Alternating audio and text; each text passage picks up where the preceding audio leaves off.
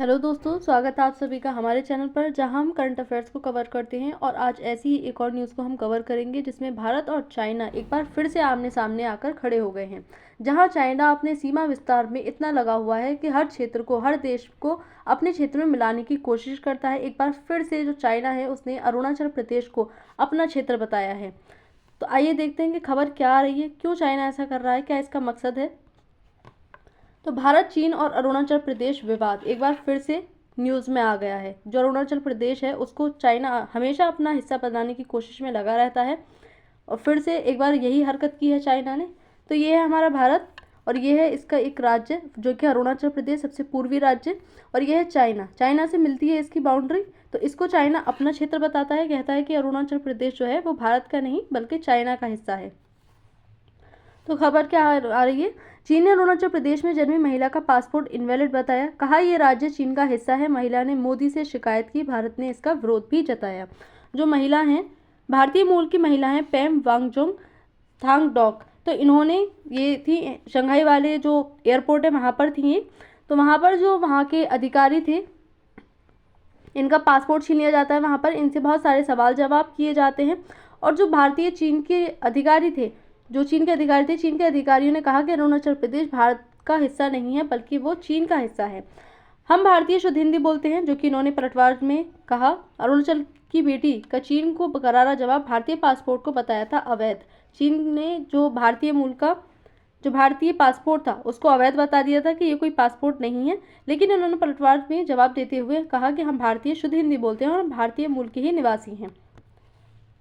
तो खबर क्या आ रही है, ब्रिटेन में रहने वाली भारतीय मूल की महिला पैम वांगजोंग थांगडॉक रही थी, जिनके साथ में ये घटना घटित हुई है। अरुणाचल प्रदेश में ये जन्मी है। चीन ने उनका भारतीय पासपोर्ट इनवैलिड बताया था। जो चीनी अधिकारी थे उन्होंने उनका पासपोर्ट ले लिया था और साथ ही उसको इनवैलिड बताते हुए कहा कि अरुणाचल प्रदेश चीन का हिस्सा है, ना कि भारत का। तो यहाँ पर अलग अलग न्यूज़पेपर में आर्टिकल छपा है, आप यहाँ पर देख सकते हैं। अरुणाचल प्रदेश चीन का हिस्सा है, तुम्हें यहीं रहना होगा। शंघाई पासपोर्ट भी जो है, शंघाई एयरपोर्ट पर भारतीय मूल की जो महिला है उनके साथ में ये घटना घटित हुई है।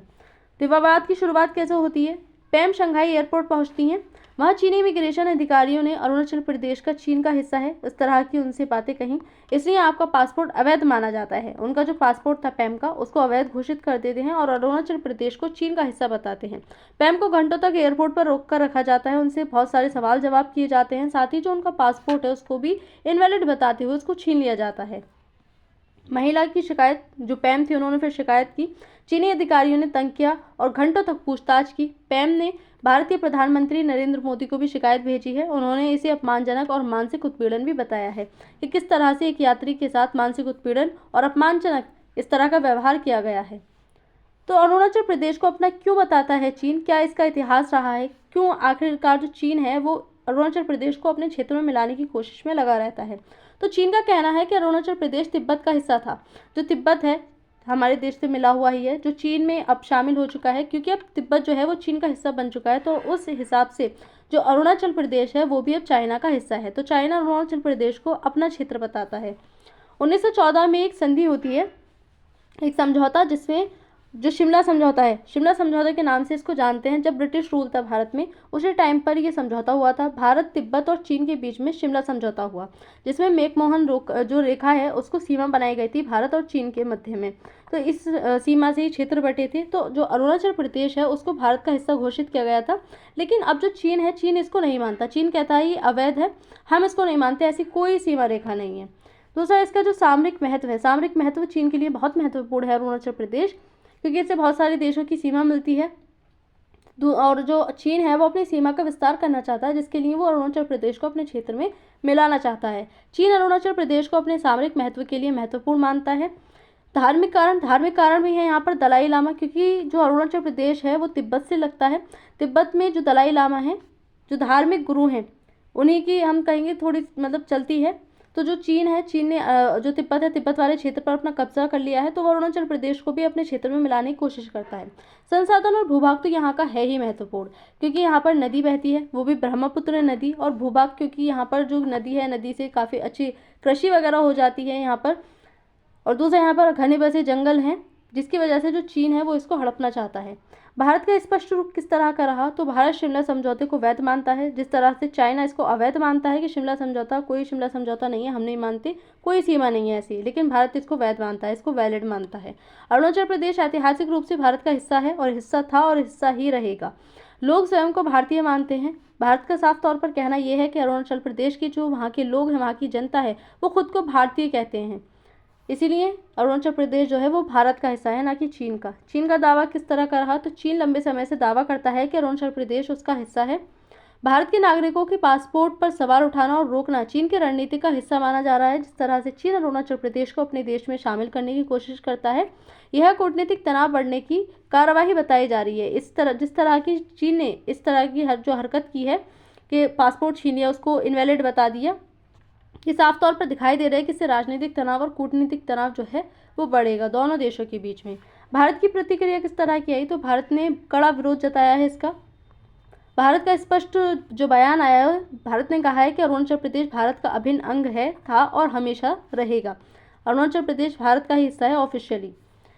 ये विरोध आखिरकार क्यों बढ़ रहा है, तो चीन का सीमा विस्तार, जिस तरह से चीन लगातार अपनी सीमा का विस्तार करता जा रहा है, कभी ये ताइवान को अपना क्षेत्र घोषित करता है, इस पर जो जापान है, जापान के साथ भी चीन के जो संबंध हैं वो काफ़ी ख़राब हो चुके हैं। दूसरा लद्दाख वाला क्षेत्र जो भारत का ही है, उसको भी हड़पने की कोशिश करता है। सिक्किम, अरुणाचल प्रदेश, इन सारे जो क्षेत्र हैं, अपने क्षेत्र का विस्तार करते हुए कभी कभी तो ये दक्षिण चीन वाला जो सागर है उसको भी हड़पने की कोशिश करता है, उसको भी अपना क्षेत्र बताता है।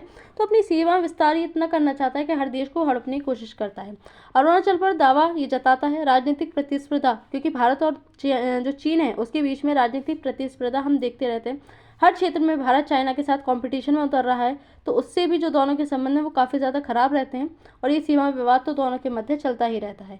इसके प्रभाव क्या पड़ सकते हैं, तो भारत चीन संबंध जो कि ज़्यादातर हम देखते हैं कि खराब ही रहते हैं। दोनों एक दूसरे के पड़ोसी देश हैं, सीमा साझा करते हैं, इसके बावजूद भी जो दोनों के संबंध हैं वो काफ़ी ज़्यादा खराब रहते हैं। यात्रियों पर इसका प्रभाव देखने को मिलेगा। जिस तरह से एक यात्री के साथ दुर्व्यवहार किया गया है, उसका पासपोर्ट छीनकर उनको घंटों तक एयरपोर्ट पर ही रोका गया, इससे साफ जाहिर होता है कि यात्री के साथ किस तरह का प्रभाव उन पर देखने को मिलेगा। व्यापार व निवेश पर इसका प्रभाव देखने को मिलेगा। जो व्यापार दोनों के बीच में इंपोर्ट और एक्सपोर्ट होता है उस पर इसका प्रभाव देखने को मिलेगा। निवेश जो यहाँ पर इन्वेस्ट करने के लिए आते हैं चाइना के लोग, या चाइना में जाते हैं भारतीय मूल के लोग इन्वेस्ट करने के लिए, उस पर जो है कमी देखने को मिल सकती है। अंतर्राष्ट्रीय स्तर पर इसका ध्यान जाएगा। सुरक्षा और सीमा तनाव इसमें बढ़ने की पूरी संभावनाएं हैं। जो सीमा पर झड़पें चलती रहती हैं चाइना और भारत के मध्य, वो और भी ज़्यादा बढ़ सकती हैं। सीमा पर विवाद उत्पन्न हो सकते हैं। कानूनी व मानवीय मुद्दे तो इसमें उठेंगे ही।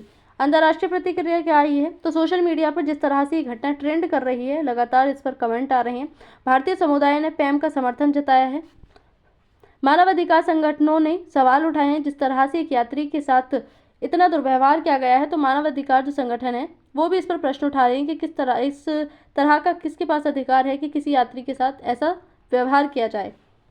तो घटना कूटनीतिक तनाव का नया अध्याय साफ साफ दिखाती है। जिस तरह से चीन ने एक बार फिर से अरुणाचल प्रदेश को अपना क्षेत्र बनाने की जो है कोशिश की है, उसकी घोषणा की है। साथ ही अगर हम देखें तो जो हमारा उत्तर पश्चिम वाला क्षेत्र है, यहाँ पर जो पाकिस्तान है वो हमारे जम्मू कश्मीर को जो क्षेत्र है उसको अपना बनाने की कोशिश करता रहता है। इधर चाइना, लद्दाख, सिक्किम और अरुणाचल प्रदेश, नीचे अगर हम देखें तो पूर्वी दक्षिण के वहाँ बांग्लादेश हमारे राज्य को अपना क्षेत्र बनाने की कोशिश में लगा रहता है। तो इससे क्या जाहिर होता है कि भारत जो है अपने सारे क्षेत्रों को ऐसे ही जाने दे? नहीं, ऐसे तो हमारी जो संप्रभुता है उसके खिलाफ ये सारी चीज़ें जाती हैं। हम अपने देश को ऐसे नहीं बंटने दे सकते। इसलिए जो भारत है उसको सख्त रुख अपनाने की यहाँ पर ज़रूरत है। भारत ने सख्त रुख अपनाया है, जो कि अपनाना भी चाहिए, और अपनी सीमाओं पर जो सुरक्षा है उसको भी बढ़ाना चाहिए।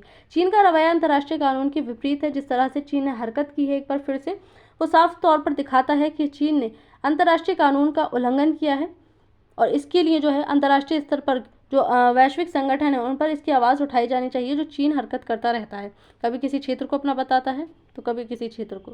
तो आज की इस वीडियो में इतना ही। Thank you.